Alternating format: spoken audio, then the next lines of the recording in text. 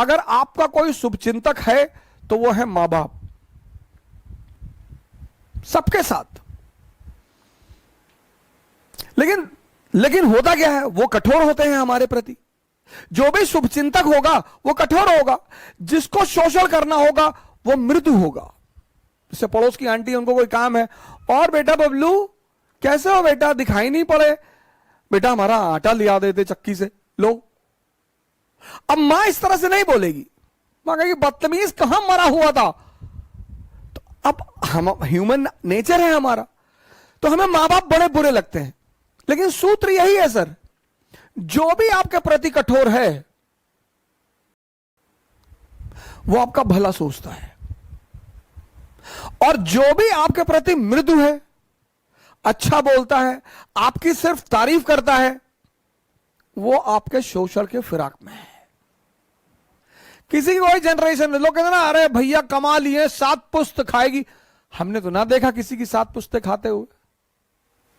हमने तो उन मां बापों को खुशी देखा है जिनके बच्चे शाम को घर आते हैं, अपने मां बाप के साथ बैठते हैं, अपने मां बाप को घुमाने ले जाते हैं।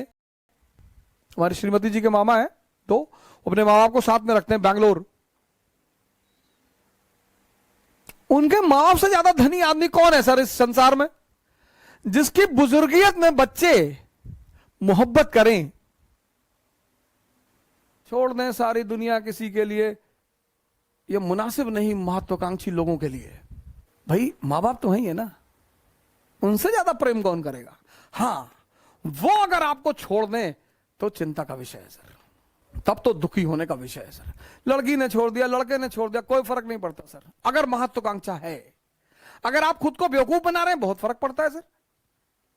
किसी भी व्यक्ति का आपके जीवन में होना इस बात पे भी निर्धारित करता है कि उसने आपको राय क्या दी।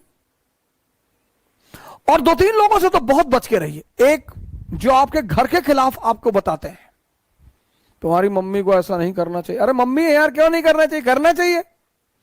मेरी माता जी तो आज भी मुझे चौराहे पे गाली देके मार देती है, मां है, उसका हक है। आज भी मैं आता हूं बाहर तो कहती कायदे से गाड़ी चलाना, और हवाई जहाज में वो सीट बेल्ट बांध लेना जी, और ज्यादा नेता मत बनना, खिड़की से नीचे मत झांकना जी, खिड़की बंद रहती है। हाँ तो हमें पता है बंद रहती है। मां है सर। 7 महीना मैं रहा ऋषिकेश में सर, मेरा अटेम्प्ट खत्म हो गया, सबने मेरा साथ छोड़ दिया सर, सबने। मैं पैसे 1-1 रुपए के लिए मोहताज हो गया। मेरे एक मित्र हैं, 100 रुपए मांगने पे नहीं दिया उन्होंने सर। लेकिन मेरे पिताजी आते थे ऋषिकेश, मुझे पैसा दे देते। मैं उनसे कहता था मैं अब कुछ करूंगा नहीं, मैं पैसा कमाऊंगा, तुम्हारी बुढ़ापे की गारंटी बनूंगा, मैं कुछ नहीं करूंगा। तो बोले यार हम तुमसे कुछ कहते हैं, लेकिन जब तक मैं जिंदा हूं तब तक मैं आकर तुमको पैसा देता रहूंगा। और सर 7 महीने आते रहे वो ऋषिकेश, और मुझे पैसा देते रहे सर। और कभी कभी तो लोगों को भेजते थे मुझसे मिलने के लिए कि जाओ ऐसे कहते ना, घूमने आए थे, कुछ पैसा दे आना। ये होते हैं मां बाप। और आज मैं जहां भी हूं, सबसे अहम भूमिका उनकी है सर। श्री माता प्रसाद ओझा पोस्ट ऑफिस में पोस्ट मास्टर रहे, पोस्ट मास्टर से रिटायर हुए वो, और मैं जहां भी हूं सर, जहां भी, वो उन्हीं की देन है। मतलब पहली जो नींव रखी है वो उन्होंने ही रखी है। हमारा प्रिंसिपल परेशान रहता था कि यार तुम्हारा बाप तुमको कुछ कहता ही नहीं, कहते ही नहीं थे सर।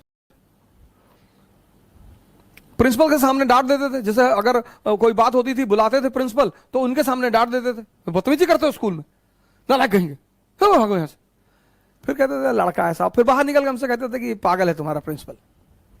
तो एक बार क्या हुआ कि फादर प्रिंसिपल ने कहा कि यार इसके बाप को इतनी हम शिकायत करते हैं, ये सुधरता ही नहीं। तो लोगों ने कहा सर आप गलत आदमी को शिकायत करते हो, आप इसकी मां को बुलाओ सर।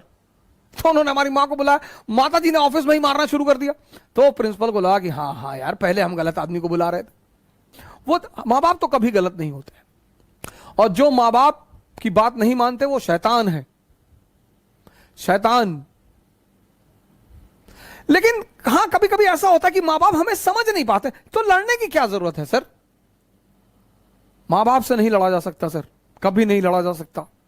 मां बाप से तो कभी लड़ा ही नहीं जा सकता सर, कभी नहीं। कुछ भी हो जाए, भगवान उतर आए और मां बाप कहते चला दो गोली तो चला दो, फिर इफ एंड बट की जरूरत ही नहीं। यह स्थिति है मां बाप की। आदमी को पहचानना है ना, तो उसको यह देखो कि इसके मां बाप के प्रति कैसा रवैया है। अगर वो अपने मां बाप को भगवान मानता है तो आपके प्रति ईमानदार रहेगा सर, हमेशा। हां, लेकिन कभी कभी ऐसा भी होता है, यह भी मैं मानता हूं कि कभी कभी मां बाप भी हमको समझ नहीं पाते, तो कोई बड़ी बात नहीं है सर, उसमें झगड़ा करने का, उनसे बगावत करने की कोई जरूरत नहीं है। जो भी आपके ऊपर खर्चा करेगा वो उसकी कीमत वसूल करेगा, मां बाप के अलावा। क्यों परेशान कर रहे हो मां बाप को अपने?